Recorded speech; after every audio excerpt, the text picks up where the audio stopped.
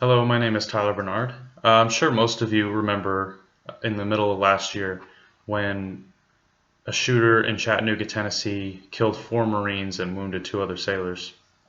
One of those other sailors was at a separate location several miles away. But the situation could have been prevented. Uh, Unfortunately, these Marines were not able to carry weapons because if they were, that shooter would not have succeeded in killing all of them, if any of them. Every now and then you hear a story like this where unarmed civilians are killed, and one reason it's not prevented is because they are unable to carry guns because of laws. So the purpose of this speech is to persuade you to believe that owning a gun is necessary, and it is not as dangerous as people put guns out to be. Many people don't understand the importance of being able to defend yourself. In a situation like those four Marines, you could even be well trained just like those Marines, and yet because you're not carrying a gun, it is likely that you could be the victim of a crime. So throughout my speech, I will explain how firearms are safer rather than dangerous, how they prevent crime, why gun control isn't working, and I will also explain to you the Second Amendment and people's judgments over it. Guns are safer than people say they are, and they are saving more lives than they are taking. According to the NRA, about 2.5 million people per year, on average, are saved because of being able to own a weapon. And 200,000 of those are women being protected from sexual abuse. As long as you know how to be safe with a gun, how to work your gun, you will likely not be harmed by it. As the main cause for people being harmed by a gun is human error or purposefully using it to cause harm. Crime is preventable by using a gun on average. According to John Lott, crime is preventable for two main reasons. One reason being criminals will they will likely not attack an armed citizen. If they see that a citizen has a weapon, they will likely not attack them for the simple reason of their own safety. They're not going to attack someone who is a threat to them. Also, his second point is very related. Victims with guns are more likely to defend themselves. There are reasons people carry guns out in public, and that is for the purpose of the fact that shootings do take place, and having one does make you safer if you are in one of those situations.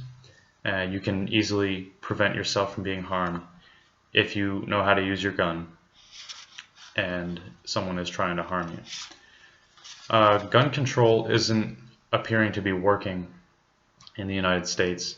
According to the Washington Times, California has one of the most strictest gun laws in any state in the United States. California is one example, but California, even with its strict gun laws, there are still shootings every year. There are many, there are hundreds. And one of the recent ones that made the news was the San Bernardino shooting, where 14 people were killed. These 14 innocent people were unarmed innocent people. If some of them had been armed, the situation could have turned out a lot different. And